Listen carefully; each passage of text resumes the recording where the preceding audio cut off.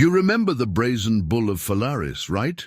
Pollux asked, his voice shaking with both curiosity and fear. "Of course. That was a terrible way to die." "Why mention it now?" Chance asked, feeling his heart race as he listened to Pollux. "Because someone is trapped inside the Brazen Cerberus. It sounded like a woman," Pollux whispered, a chill running down his spine. In his mind, he pictured the monstrous statue, a three-headed figure of blackened bronze, each head snarling, its glowing red eyes matching the woman's screams.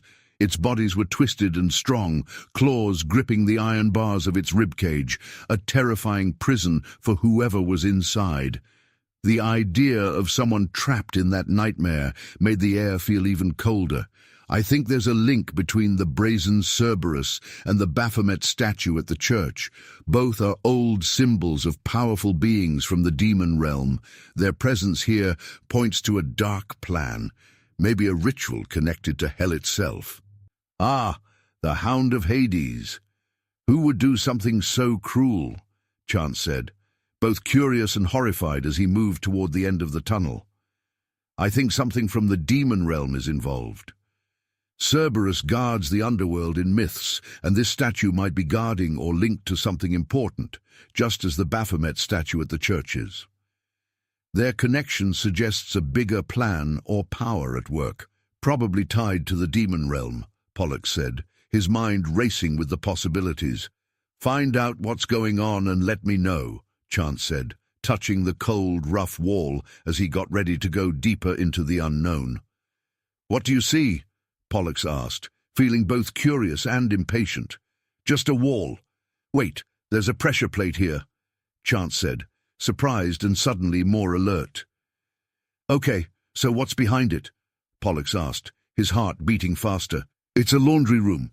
Wait, hold on. I've been here before. This is a janitor's closet at the NOPD, Chance said, shocked as he realized the truth. The ordinary place where he worked was now tied to strange mysteries, and the thought sent chills through him. "Are you sure? Why would your police station have a secret passage to a church? That can't be a coincidence. It has to mean something," Pollux said, sounding both skeptical and surprised. "Listen. Nothing in this station is what it seems. I've said this before, but let me repeat it. Many officers are actually creatures from the underworld pretending to be human. I have to be careful. Even Detective Knight might be involved, and I don't know who I can trust," Chance said, moving carefully as he left the janitor's closet, feeling the weight of the growing conspiracy. With their hearts pounding and the mysteries closing in, Chance and Pollux went further into the unknown, close to a discovery that could change everything they knew about the world and themselves. Meanwhile, deep in the tunnel and cut off by static, Pollux tried to reach Chance again. "Chance, I can't hear you. You're out of range. Can you hear me?" Pollux called through the static, his voice urgent, but there was only silence in return. A foul stench of rotting flesh and burnt hair filled the air, making Pollux's eyes water and his stomach turn. Demons moved through the dark, winding tunnels, their hulking shapes, glowing eyes, and twisted horns flashing in the torchlight. Pollux's heart pounded as he looked over his shoulder, searching for a way out. With only cold stone behind him, he acted on instinct and touched the Brazen Cerberus. As soon as his fingers met the bronze hide, a surge of energy shot through him. Shadows wrapped around his limbs, and his skin changed, taking on the shiny, hard look of the hellhound. Pollux began to disappear, hidden by the demonic power, his heartbeat now ringing with a metallic sound.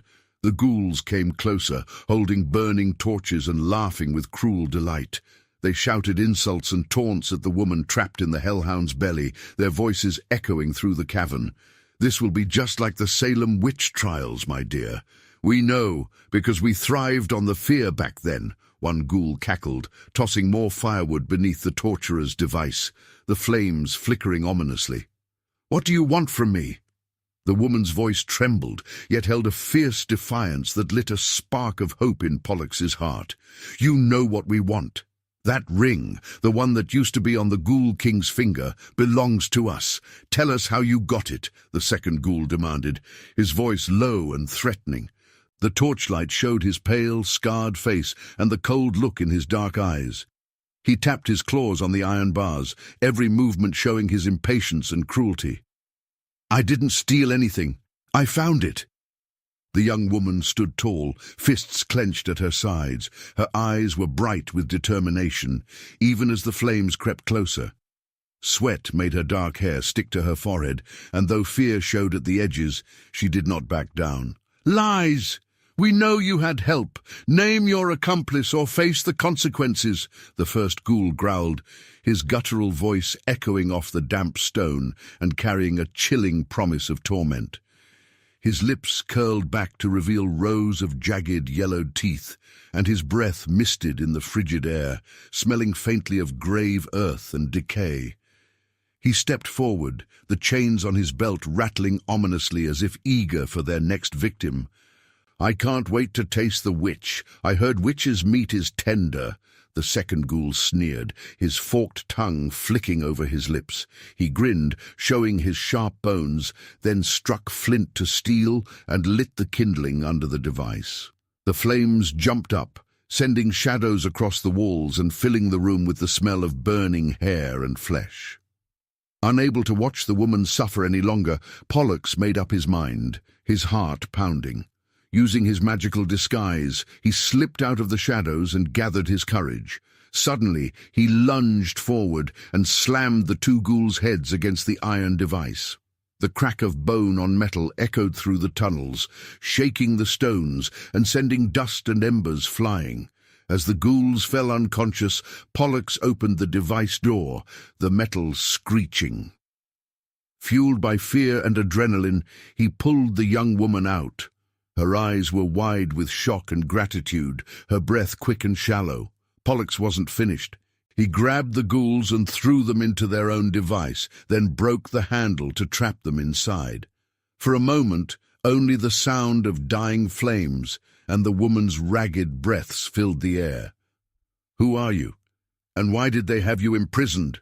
Pollux demanded, urgency lacing his voice. My name is of little consequence. Those monsters stole what was rightfully mine, she replied, her voice quaking between fear and relief, eyes glistening with unshed tears. Stole? I heard you took a ring from them, Pollux said, his voice sharp. The truth hung between them as they faced the next danger, with choices still ahead. You sound just like those creatures, and you look like one too. Anyway, I didn't steal anything from them. I acquired it legally. I am many things, but I'm not a thief, the young woman declared, her voice steady and defiant.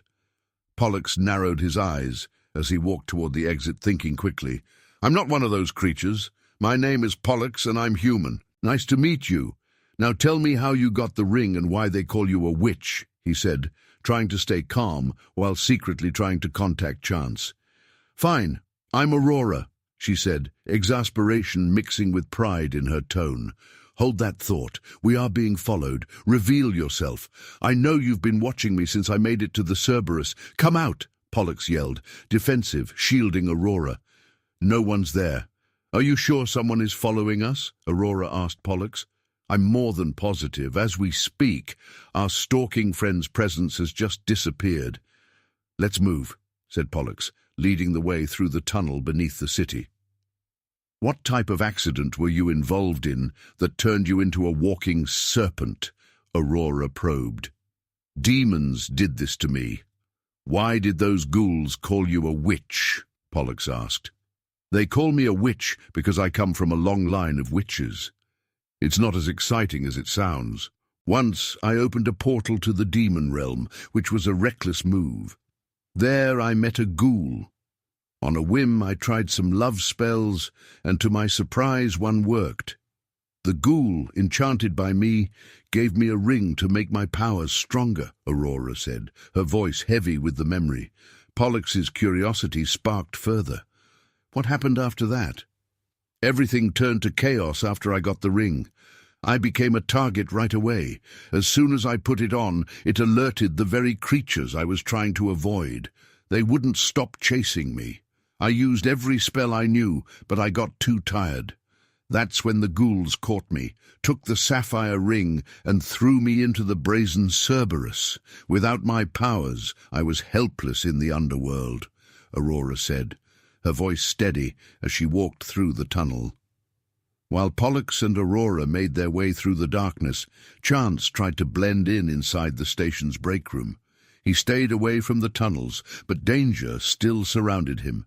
Pretending to study the bulletin board, he listened in as officers discussed a young witch. The words made him uneasy. Luckily, he overheard the ghouls' plan as they left the room. They wanted to get rid of Aurora with the cursed Brazen Cerberus, and after that, they had something even worse in mind. "Pollux, this is Chance. Can you hear me?" Chance's voice crackled through the static, trying to improve reception. "This is Pollux," he replied. "Status and location?" Chance's request was urgent, as evidenced by his tone. "I'm leaving the Brazen Cerberus. I encountered a minor issue, but I was able to resolve it. Right now, I have a young woman with me.